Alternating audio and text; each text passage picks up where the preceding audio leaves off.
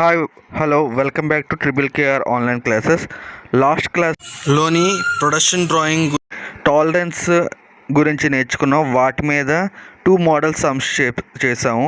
కాకపోతే అందులోని షీట్ అన్నది ఎలా చూడాలి, షీట్ నుంచి వాల్యూస్ ఎలా తీసుకోవాలి అనేది చెప్పలేదు.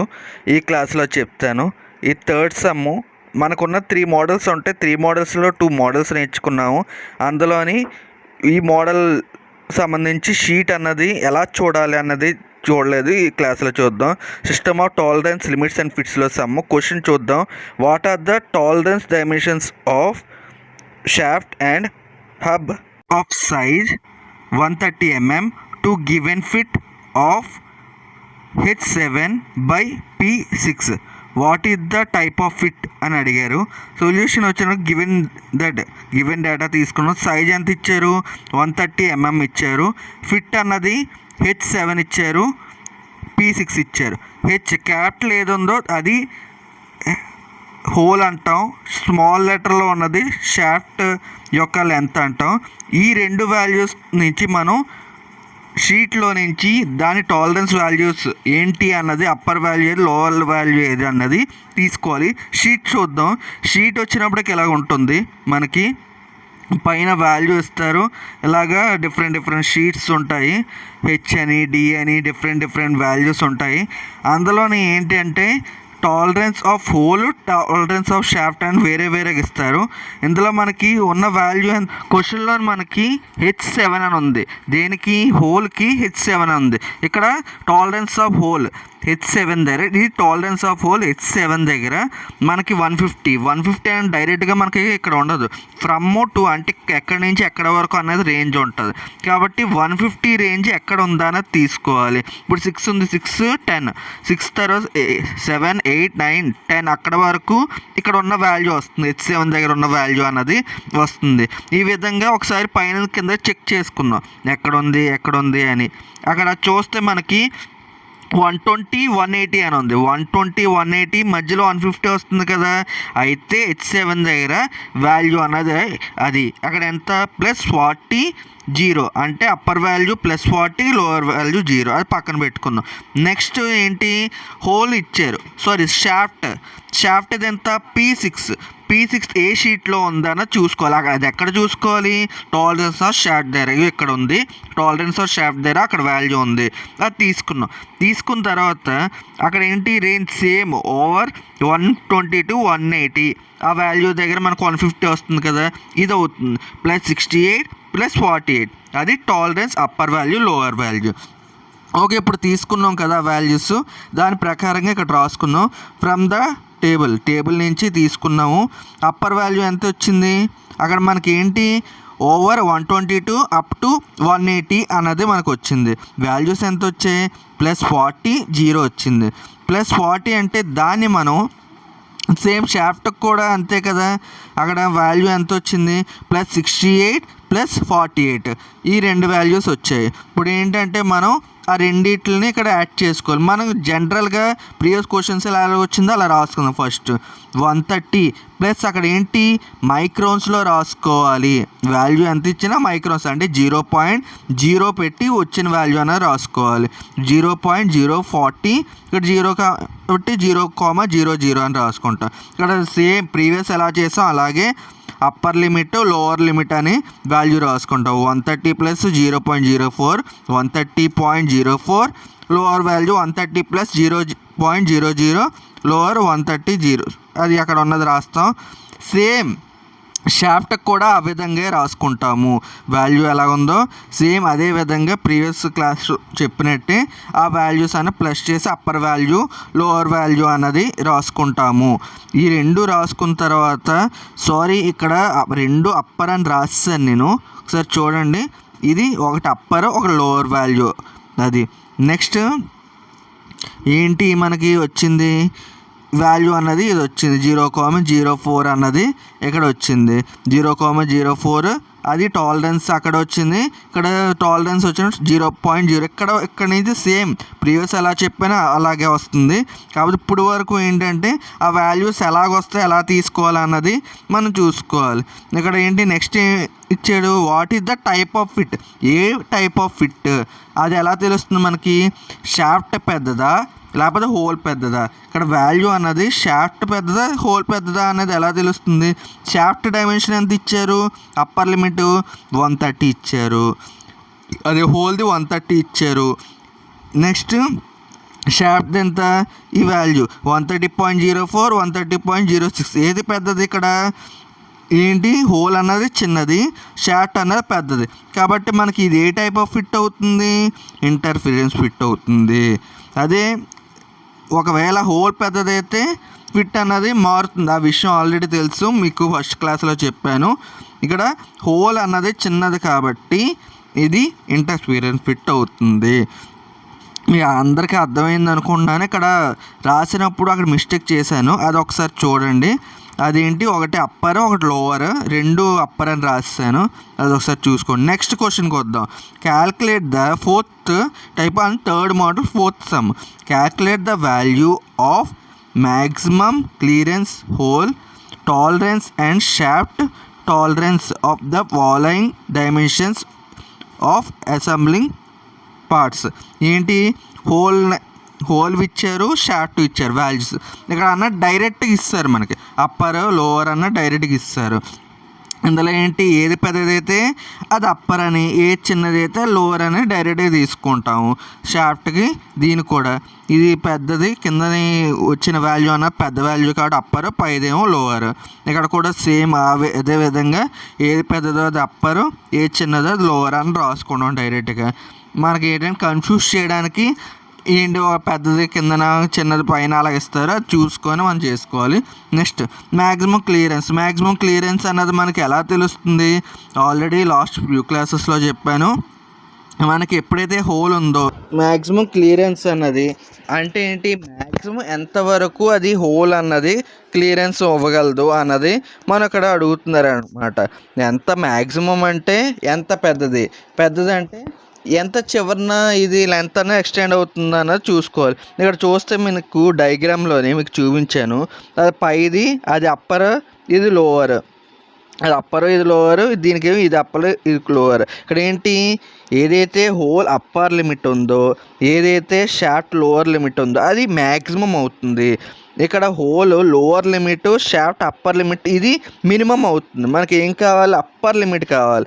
ఏం కావాలి, అప్పర్ లిమిట్ కావాలి. కాబట్టి whole upper limit minus shaft lower limit. అక్కడ వాల్యూస్ ఆల్రెడీ మనకి అక్కడ క్వశ్చన్లో ఉన్నాయి కదా, ఆ వాల్యూస్ అనేవి తీసుకోండి. ఇది అప్పర్ లిమిట్ 44.515 మైనస్ ఈ షాఫ్ట్ లోవర్ లిమిట్ ఎంత 43.957. ఈ వాల్యూస్ రాసుకుంటాము.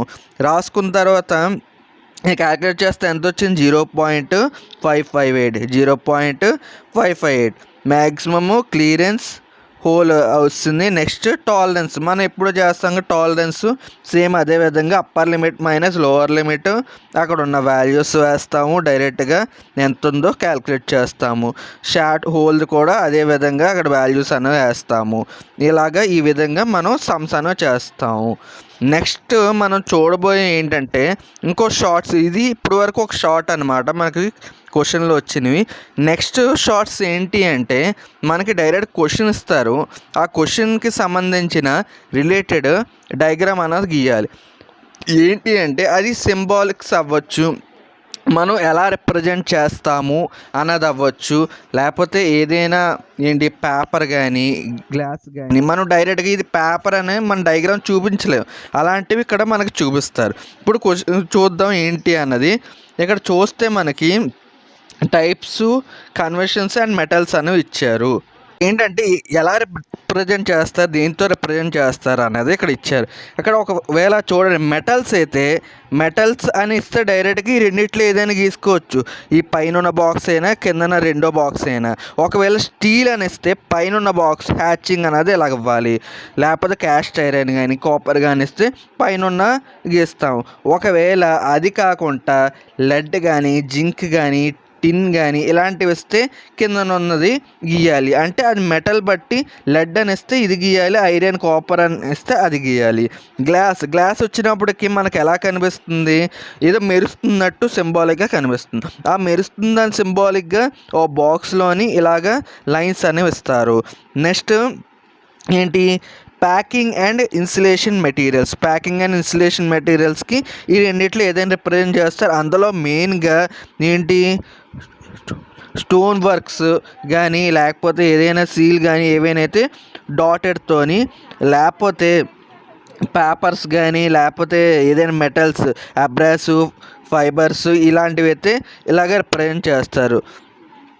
నెక్స్ట్ వచ్చినప్పటికి లిక్విడ్ మెటీరియల్స్ అయితే వాటర్ కానీ ఆయిల్ కానీ పెట్రోల్ కిరోసిన్ ఇవన్నీ ఏవైనా మనకి ఒక బాక్స్లో ఏదో డాట్స్ టైప్లోని ఆఫ్ వరకు ఫిల్ అయి ఉంది అన్నది మనకి ఇక్కడ చూపిస్తారు. నెక్స్ట్ హుడ్కి వచ్చినప్పటికి మనకి డైరెక్ట్గా ఒక బాక్స్ లాంటివి గీసుకొని అందులోని ఏవో గ్రెయిన్స్ ఉన్నట్టు ఇలాగ డిఫరెంట్ షేప్స్ అని వస్తాయి. హుడ్ కానీ ప్లే హుడ్ కానీ ఇవన్నీ ఇలాగ వస్తాయి. మీకు అర్థమవుతుంది అనుకుంటున్నాను, ఒకసారి స్పీడ్గా చెప్తున్నాను. ఇందులో ఏముండవు, సింబల్స్ గీయడమే. అంటే అందులోని మనకి వచ్చిన దాంట్లోని ఏ పేరు ఇచ్చినా ఈ సింబల్ గీయాలి. నెక్స్ట్ కాంక్రీట్ మిక్స్ కానీ లేకపోతే సిమెంట్ కానీ శాండ్ కానీ ఏవి ఇచ్చినా మనకి ఓ బాక్స్లోని అక్కడక్కడ స్టార్స్ టైప్లోని మనం రిప్రజెంట్ చేయాలి. ఈ విధంగా ఇక్కడ సింబల్స్ గీసుకోవాలి. ఏ నేమ్ ఇచ్చినా ఆ నేమ్కి తగ్గట్టు ఆ డయాగ్రామ్ అనేది గీసుకోవాలి. వెల్డింగ్ కూడా అంతే. మనకి 2 టైప్స్ ఆఫ్ వెల్డింగ్స్ ఉంటాయి, బట్ వెల్డింగ్, ల్యాప్ వెల్డింగ్ అని 2 వెల్డింగ్స్ ఉంటాయి. బట్ వెల్డింగ్ అంటే ఏంటి, ఒకదాని పక్కన ఒకటి పెట్టి వెల్డింగ్ చేయడం. ల్యాప్ వెల్డింగ్ అంటే ఒకదాని పైన ఒకటి పెట్టి వెల్డింగ్ చేయడం.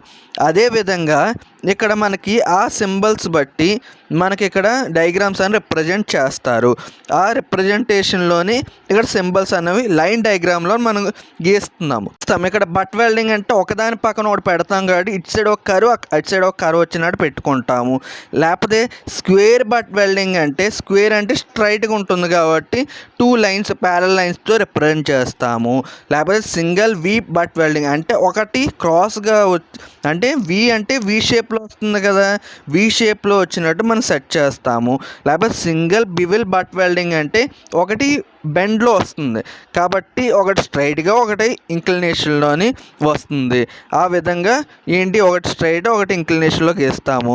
నెక్స్ట్ లేకపోతే single V butt welding with broad root face అంటే ఒక బ్రాడ్ రూట్ ఫేస్ అనేది వస్తుంది కాబట్టి వి షేప్లో గీసి వై షేప్లోకి వస్తుంది, ఒక లైన్ అనేది ఎక్స్టెండ్ చేస్తాము. లేకపోతే single bevel butt welding with broad root face అంటే సేమ్ మనం పైన ఏంటి బ్రాడ్ రూట్ కేస్ అంటే ఒక లైన్ అనేది గీస్తాము, అది ఏంటి బివిల్ అన్నారు కాబట్టి ఒకటి క్రాస్గా వస్తుంది. ఆ విధంగా అనమాట.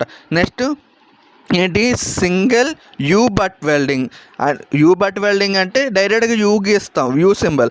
దానికి ఏంటి ఒకటి ఎక్స్టెండ్ అయింది అని ఇచ్చారు, ప్యారలల్ ఆర్ స్లాటెడ్ సైడ్ అని ఇచ్చారు కాబట్టి ఒక లైన్ అనేది ఎక్స్టెండ్ చేసాము. Next single J but welding అంటే ఈ జే షేప్ వస్తుంది, అదేవిధంగా ఒక లైన్ అనేది పక్కన ఉంటుంది కాబట్టి అది లైన్ అనేది ఎక్స్టెండ్ చేస్తున్నాం. Next bevel. Next back welding or reverse or back welding అని ఇచ్చారు. ఇక్కడ ఏంటి, మనకి కిందన వెల్డింగ్ జరుగుతుంది కాబట్టి ఒక డి షేప్ అనేది రివర్స్లో ఎలాగ వస్తుందో ఆ సింబల్స్ అనేవి గీస్తాం.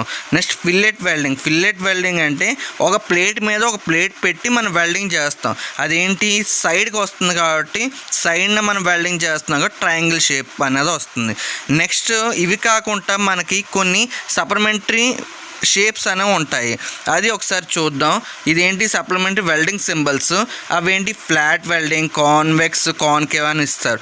ఒకవేళ మనకి డైరెక్ట్గా ముందు మనం చూసిన వెల్డింగ్ సింబల్స్ ఇచ్చి దాని పక్కన ఫ్లాట్ అని కానీ, కాన్వెక్స్ అని కానీ, కాన్కేవ్ కానీ అవి ఇస్తే ఆ పక్కన రిప్రజెంట్ చేయాలి వాటితో పాటు. ఇక్కడ చూడండి కింద మీకు రిప్రజెంట్ చేస్తున్నాను దానికి సంబంధించి. ఒకవేళ మనకి ఏదైనా ఫ్లాట్ అన్నది ఇచ్చారనుకోండి, ఫ్లాట్ వెల్డింగ్ అని ఇస్తే ఫ్లాట్ వెల్డింగ్ ఎలాగొస్తుంది మనకి ఆ విధంగా గీస్తాము. ఫ్లాట్ వెల్డింగ్ ఏంటి స్ట్రైట్గా వస్తుంది. అందులో ఏంటి వి బట్ వెల్డింగ్ అని ఇచ్చారు మనకి క్వశ్చన్లోనే. ఇక్కడ మనకి చూద్దాం ఒకసారి. Flat single V butt welding అని ఇచ్చారు. వి బట్ వెల్డింగ్ అంటే ఏంటి వి షేప్ వస్తుంది మనకి. అందులో ఏంటి ఫ్లాట్గా ఉంది అని ఇచ్చారు అంటే ఒక ఫ్లాట్ సింబల్ అని రిప్రజెంట్ చేయాలి. పైన లైన్ అన్నది రిప్రజెంట్ చేసాము. నెక్స్ట్ వచ్చినప్పటికి డబల్ వి బట్ వెల్డింగ్ అని ఇచ్చారు. కాకపోతే ఏంటి convex double V butt welding అని ఇచ్చారు. కాబట్టి పైన ఒక వి కింద ఒక వి అంటే ఒక ఎక్స్ట్రా షేప్లో వచ్చి పైన ఒక కాన్వెక్స్ కింద ఒక కాన్వెక్స్ వస్తుంది. ఈ విధంగా మనం రిప్రజెంట్ చేయాలి. అక్కడ ఏమి ఇచ్చారో దానికి సంబంధించి రిలేటెడ్ మనం పైన సింబల్ అన్నది సప్లిమెంటరీ సింబల్స్ అని పెట్టాలి. Next concave fillet welding. Concave ఏంటి కాన్కేవ్ షేప్లో, ఫిల్లెట్ అంటే ట్రయాంగిల్ షేప్లో వస్తుంది కాబట్టి ట్రయాంగిల్ గీసి కాన్కేవే కదా, కాన్కేవ్ అన్నది మనం గీస్తాము. నెక్స్ట్ ఏంటి flat single V butt welding అని ఇచ్చారు కాబట్టి వి బట్ వెల్డింగ్ గీసి పైన డాష్ అని పెట్టిన ఇంకోటి కూడా ఎక్స్ట్రా ఇచ్చారు కాబట్టి కింద సింబల్స్ అని గీసాము. ఈ విధంగా మనం సింబల్స్ అనేవి రిప్రజెంట్ చేయాలి. ఇంకా సింబల్స్ ఇవే కాదు ఇంకా ఉన్నాయి. ఇది ఏంటంటే వీటికి సంబంధించిన ఒక క్వశ్చన్ వస్తుంది. అంటే మనం ఇప్పుడు వరకు 2 క్వశ్చన్స్ అనేవి చూసాము. మిగతావి నెక్స్ట్ క్లాస్లో చూద్దాము. మనకి సింబల్స్లోని ఏమీ ఉండవు. క్వశ్చన్ ఇస్తారు, ఒక పేపర్ అని కానీ ఒక పెన్ అని కానీ ఏదైనా మనకి మెటల్ అన్నది మనం డయాగ్రామ్లో రిప్రజెంట్ చేయలేం కాబట్టి దాని సింబాలిక్గా ఏమని మనం రిప్రజెంట్ చేయొచ్చు అనేవి అక్కడ ఇస్తారు. దానికి తగ్గట్టు మనం అక్కడ సింబల్స్ అన్నవి రిప్రజెంట్ చేయాలి. ఇప్పుడు వెల్డింగ్ చేయాలి అని మనకి ఒక డయాగ్రామ్ ఇస్తారు. అందులో ఏంటి అది ఏ వెల్డింగ్ చేయాలి అన్నది మనం ఒక టెక్స్ట్లోని ప్రతిదీ మెన్షన్ చేయలేం కదా. దాని సింబాలిక్గా ఇక్కడ వి బట్ చేయాలి అని ఒక సింబల్, వి ఫ్లాట్ బట్ చేయాలి అని ఒక సింబల్. ఆ సింబల్ రిప్రజెంట్ చేస్తే ఈజీగా మనకు అర్థమవుతుంది కాబట్టి ఆ సింబల్స్ అన్నవి మనం గ్యారంటీ గుర్తుపెట్టుకోవాలి. Thank you for watching. ఒకవేళ ఎవరికైనా అర్థం కాకపోతే ఒకసారి రిపీట్ చేసి చూడండి. టైం చాలా తక్కువ ఉంది, చాలామంది అడుగుతున్నారని వీడియోని స్పీడ్ చేయడం జరిగింది. థ్యాంక్ యూ, సపోర్ట్ చేయండి.